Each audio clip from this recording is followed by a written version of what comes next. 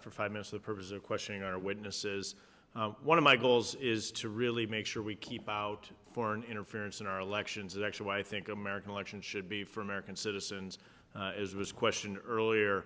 But if I can, Mr. Cooksey, let me run through a scenario that's specific to the FEC in this space. Under current law, could a non-U.S. citizen, a Russian national, a Swiss billionaire, donate to a U.S. nonprofit? Under current law, foreign nationals are entitled to make contributions to issue advocacy organizations or charities. But they could donate to a nonprofit, so to issue advocacy or other areas. Correct. And then could that issue advocacy nonprofit contribute to a super PAC? Generally speaking, yes, unless the foreign national were specifically involved in the decision making, that would be prohibited. But if the organization's acting independently, yes, they can do that. But if they had good attorneys, they could paper over that and they could avoid direct relation into the super PAC. So you're saying that a foreign national could donate to a 501c4, and the 501c4 could then create almost a slush fund and transfer that to a super PAC. And if done directly to the super PAC, that would be prevented, right? Correct. It's illegal for foreign nationals to make contributions to super PACs. So effectively, there's a loophole that would currently allow a foreign national to functionally channel the money through a 501c4, channel that into a super PAC, and then run ads that would otherwise be prevented? As you've laid it out, that could be done legally under current law. And do you think that that loophole should be closed? I leave it up to Congress, but I would say that generally speaking, the Commission is always concerned with foreign national influence in our elections. We have made a number of recommendations to Congress on how to expand our authorities for removing foreign influence in our elections. I think that is a very important proposal you're laying out that Congress should consider. That would make a big difference. So let me put it the other way. Do you think the loophole should remain open? Absolutely not. Does anyone on the Commission think this loophole should remain open? I'll take that as a no from all of our commissioners. I think it is paramount that we close this loophole. It's being utilized, I think, to allow foreign interference in our elections. I think we've seen direct evidence of this. It's one of the reasons that we include language in the ACE Act to close this loophole. I think the more we're working to avoid foreign interference in U.S. elections, the better. And I think it's something that we should take seriously in Congress. Now that we've identified the loophole, we've seen foreign nationals utilize this loophole. I think it's absolutely essential that we work to close this. Let me shift gears slightly. Mr. Cook, I'm sticking with you. We've heard a lot of talk today from my colleagues about on the left that the FEC isn't doing its job and there should be structurally reformed. And I just want to dive into this slightly. When the FEC got 6 commissioners in 2021, the first time it had full membership since 2017, was there a backlog of about 500 cases? That's right. And then since that time, the agency's closed 524 enforcement matters with an agreement rate of 90%. Is that correct? I think that's the right way to look at the statistics, yes. And so 90% agreement in 521 cases, is that historic? How does that compare kind of the history of that as we just kind of conceptualize this for us? Sure. So absolutely, actually over the last years since we regained the quorum, our agreement rate is going up. So if you look at, for example, the period of 2019 and 2020, and by agreement I mean cases in which we didn't fully divide on all the merits issues, right? We reached some kind of bipartisan agreement about the merits. Going back when we had less than the full 6 commissioners, there were disagreement rates in the high teen percents and the 20%. Year to date, for fiscal year 2023, our disagreement rate is 5%. In 95% of our cases over the last 9 months, we've reached a bipartisan agreement. Okay. I think that's helpful for us to think about. I just want to come to you real quick, if I can, Ms. Weintraub. You were having the conversation with Ms. Bice. From the appointment standpoint, you could be reappointed. So it's not you. It's whether or not this appointment process should be occurring on a more regular basis. Is there anything restricting the president from reappointing you to your own seat? The law does not permit that. So I apologize then. So my research on this point was wrong. So if you could not be reappointed. I do not believe so. I think that's actually helpful for me. I will take the note of that. Have you had conversations with the White House regarding an appointment to your seat? Not recently. So when did you have conversations with the White House regarding an appointment to your seat? Intermittently over the last 20 years.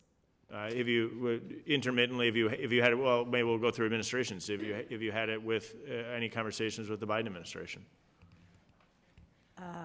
I believe so, but I'd rather not go into the details.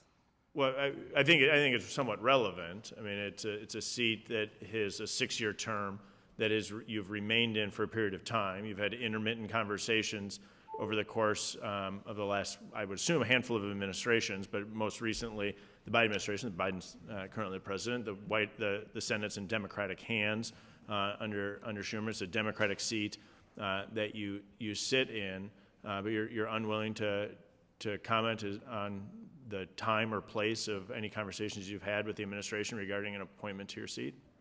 I don't think I should comment on any conversations I've had with the White House. And why do you think you should not? Because I don't think that was their expectation when they talked to me, that I would be disclosing it in a public setting. So, okay, so you've had private conversations with the White House that you don't want to disclose relating to an appointment to your seat? Is that a fair description of it? I would amend that to say a conversation. You've had a conversation. You've had intermittent conversations with administrations. You've had a conversation with the Biden administration or someone in the Biden administration that you're unwilling to disclose the time or place or manner of that conversation today? That's correct. Okay. Have you had conversations with any U.S. senator regarding the appointment to your seat? Certainly not recently. So not during the course of the Biden administration. You've had no conversations with the United States senator over the course of the past call it 3 years since the Biden election in 2020? I don't want to make an absolute statement because I don't want to give you any misinformation, but it's certainly not a common occurrence in my day. But do you have a recollection of that? I just want to be careful here. That you have no recollection of it, which that's an honorable statement if you have no recollection of it, or you have a recollection of it and you're unwilling to say. I can't recall at the moment. So you have no recollection of having a conversation with the United States Senator about an appointment to your seat. I would offer that if I had a conversation with the United States Senator about an appointment, I would personally probably recall that, but you don't have any recollection of that. Not recently, no. Not over the course of the Biden administration. I just wanted to define recently, because that recently is kind of a fluid term. So I'm not trying to ask you if you had it yesterday. I'm saying over the course of the Biden administration, have you had a conversation with the United States Senator regarding an appointment to the seat that you hold? I honestly cannot recall. Nothing springs to mind. That's honorable. So you then have no recollection of having a conversation with the United States Senator over the course of the past, going back to the election of President Biden in 2020. I just want to make sure that I'm confirming what you're saying. Not that I recall. Okay, fair enough. Let me come to one final point. I'll come back to you, Ms. Cooksey, Mr. Cooksey, if I can. One thing real quick here that I want to hit on, and that relates to Win Red and Act Blue. Driven one by the left, one by the right, fine. But often I'm hearing concerns that these donor reports are too large to be downloaded from the FEC's website. It sounds kind of technical, but a massive number of contributions to both sides of the aisle, to political candidates of all stripes, are going through these two vehicles. Is that accurate, that these files are too large to be downloaded and reviewed by regular folks that don't have supercomputers? Mr. Chairman, that is accurate. The exponential increase in the number of transactions that are being reported, again, through Win Red and Act Blue, makes for extremely large files that are very difficult to download. And what should we do to change that? They should be available to people. I assume everyone on the commission believes that these should be easily accessible to people. Is the whole point of our disclosure regime. But that disclosure regime has a technological hiccup. Is that a fair assessment? Yes. And what's blocking you, or is there a federal law? How do we work to change that? Because I think all of us, I would assume all of us think that should be fully available and accessible in the light of disclosure. I think that's important. I assume everyone all of the commissioners would agree with that. What's blocking that? What's the hiccup? I think I would flag two things. One is the requirements for how transactions are reported through conduit reporting of these WinRed transactions that leads to more individual contributions being reported and increases the size. Frankly, the other issue is IT infrastructure for the agency and the amount of funding that we need to process these reports on the front end to get them available to the public, which is itself its own kind of bottleneck. Chairwoman, did you want to comment on anything about the technological side of how we get these out? I think this is kind of technical in matter. I'm not hyper-partisan. Yeah, I would completely agree with that. And we also have this open comment period that we hope you will submit comments to on, and anybody else who's struggled to download those reports or those who are filing those reports. We've had issues also with those reports when those folks are filing amendments to their reports.